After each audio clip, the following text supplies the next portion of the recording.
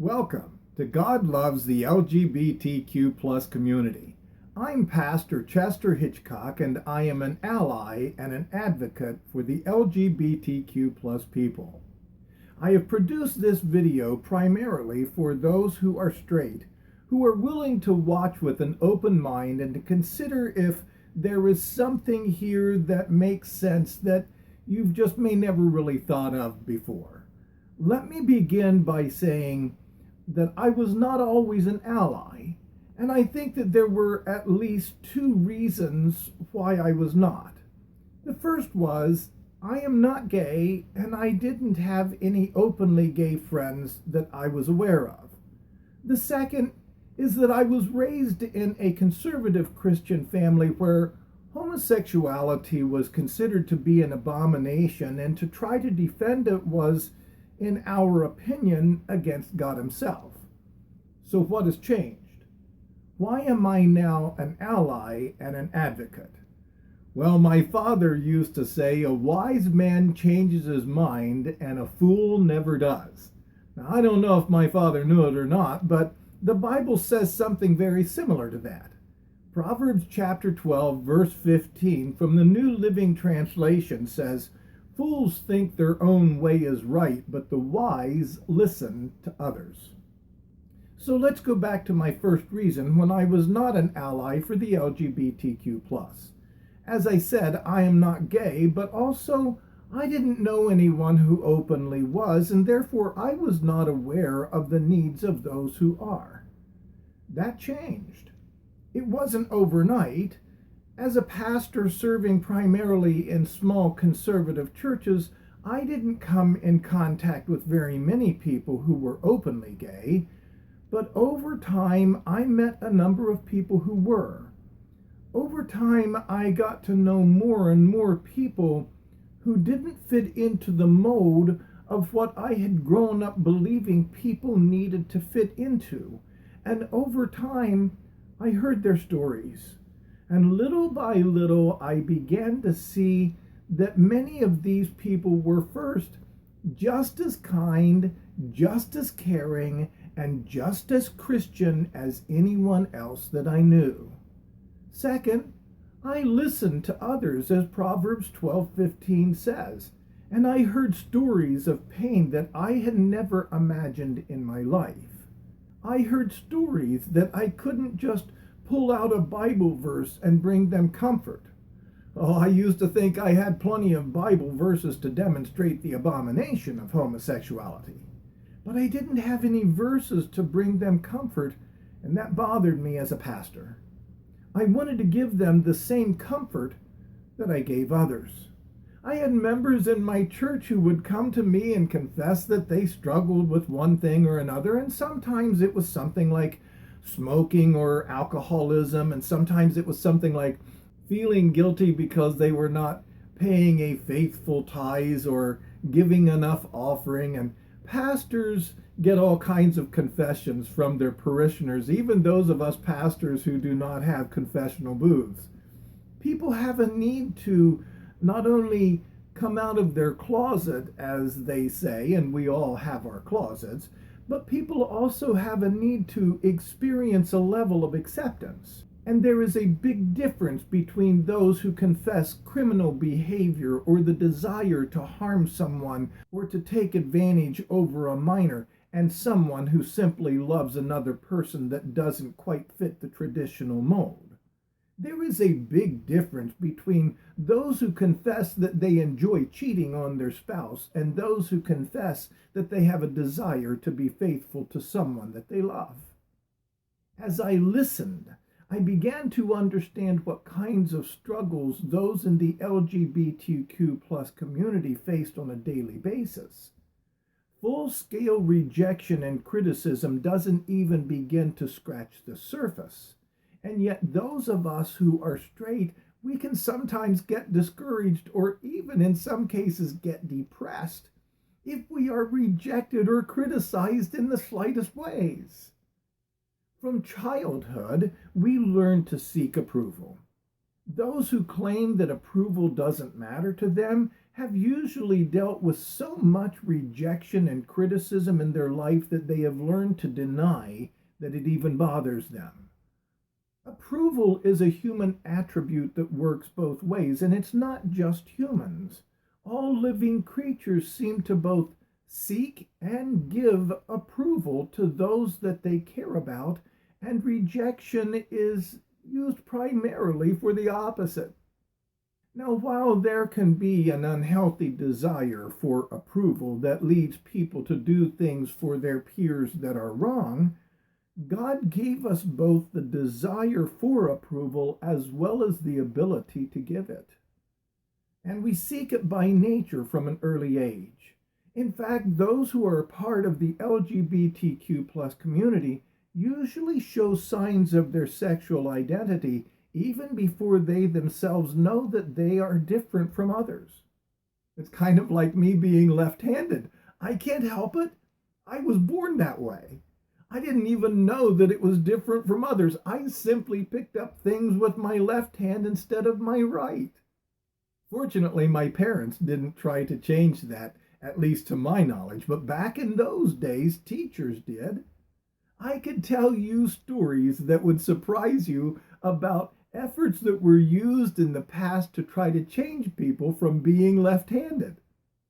But we'll save that for another video. Suffice it to say, I am left-handed not by choice. It is simply that my brain is wired that way. I was that way before I even knew it.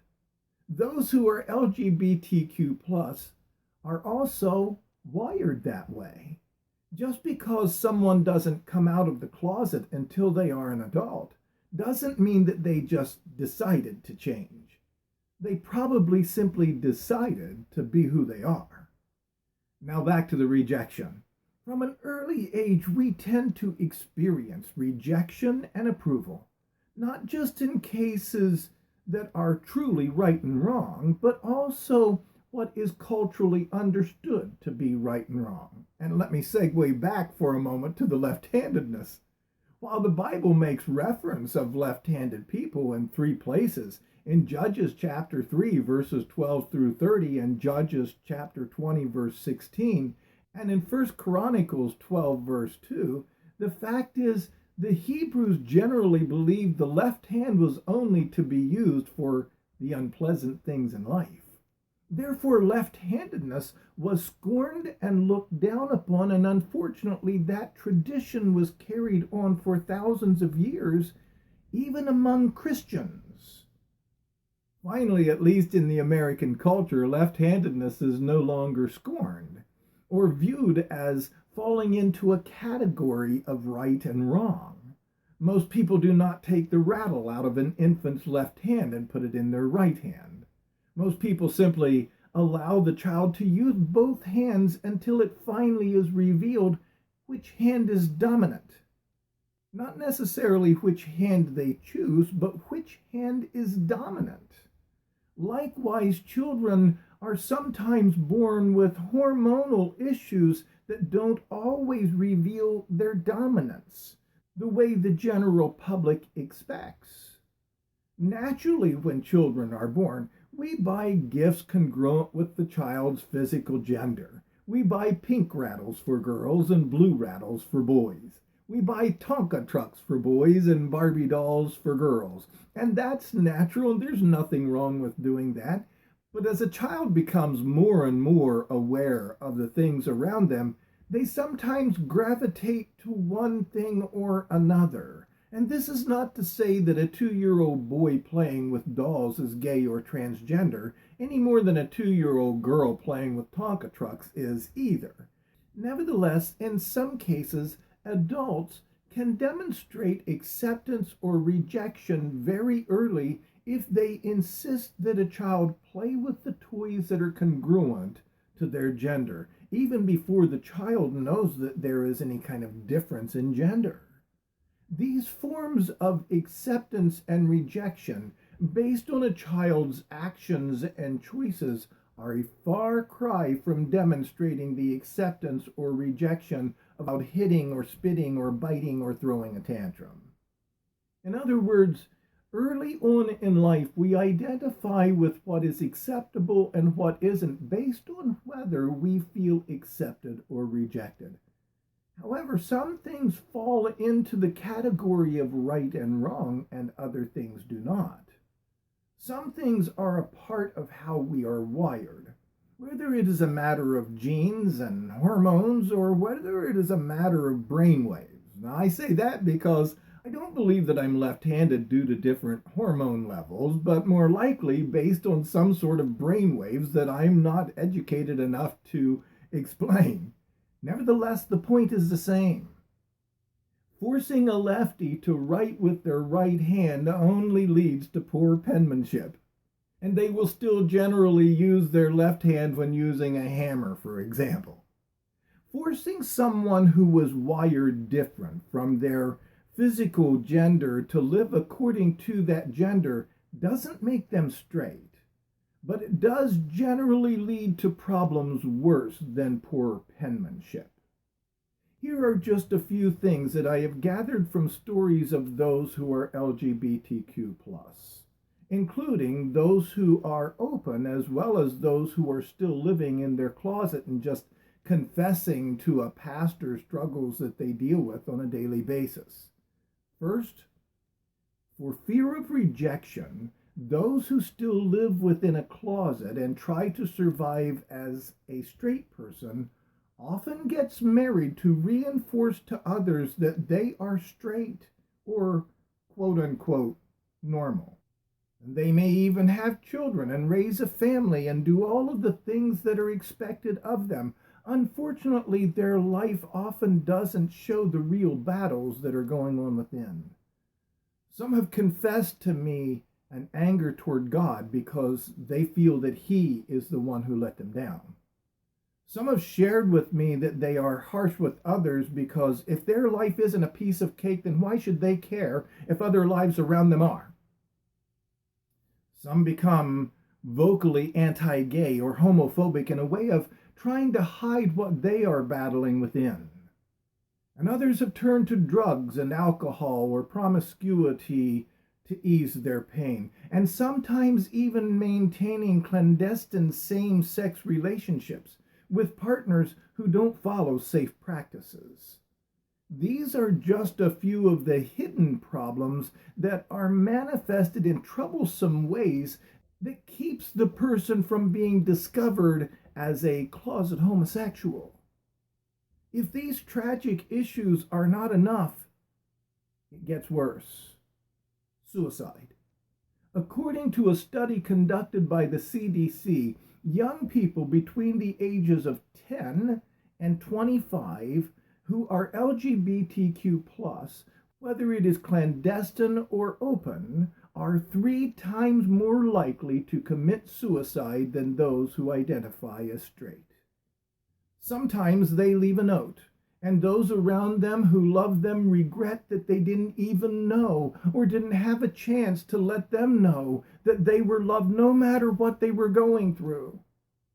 Others don't leave a suicide note because they don't want to be found out even in death.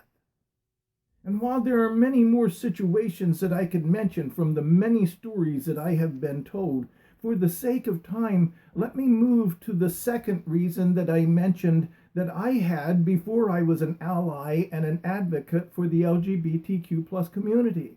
It was a big one. It is the reason that many Christians have. I was raised in a conservative Christian family where homosexuality was considered an abomination, and to try to defend it, in our opinion, was against God Himself.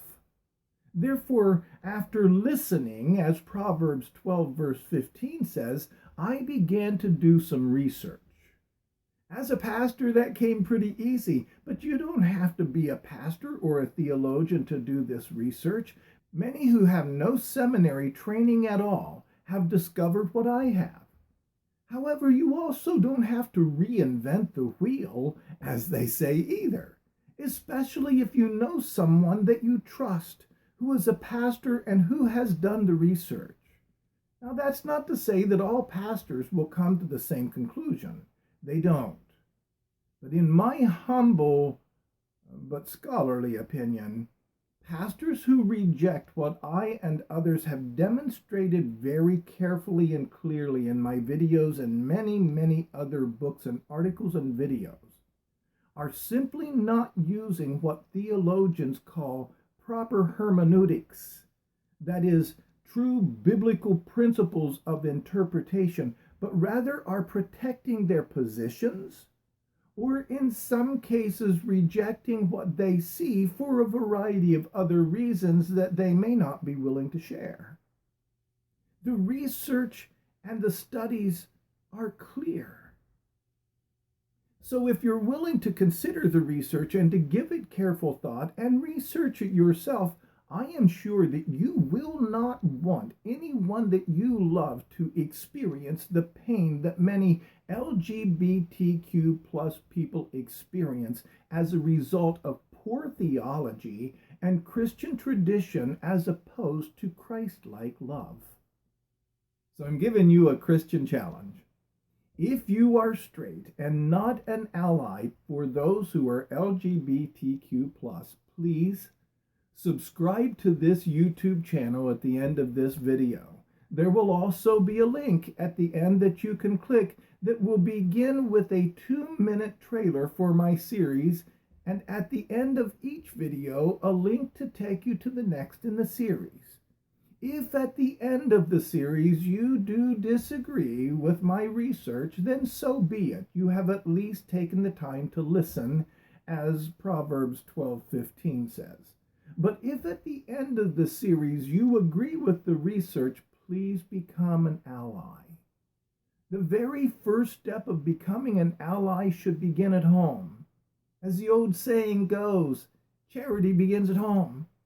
So be proactive. Make it clear to everyone in your family that you support and affirm anyone who is LGBTQ+.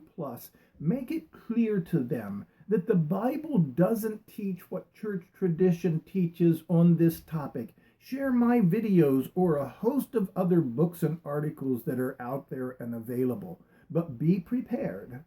You will experience rejection as an ally.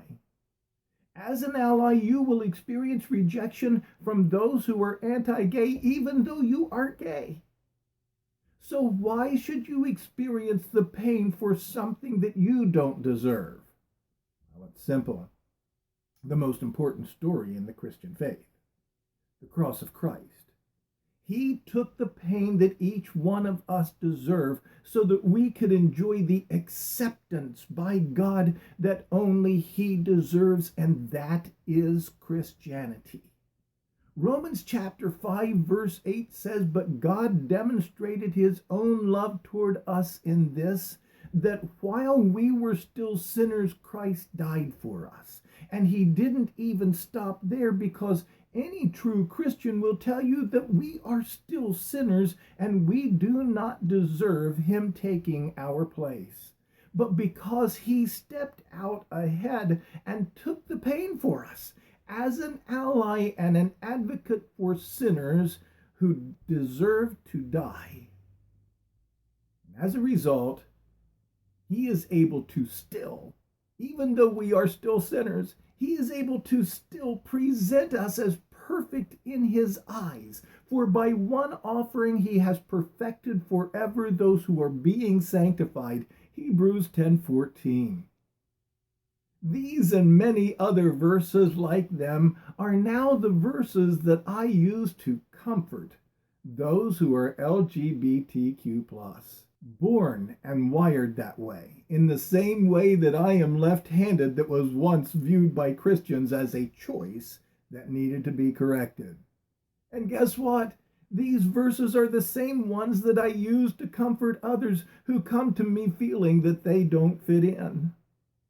Go figure. They were there all the time. So if this video has been helpful to you, give me a thumbs up. And if you have not subscribed to my video series yet, hit that subscribe button. Be sure to ring the bell and choose all so that you can receive a notification the next time that a video is produced. God bless, and I'll see you in the next video.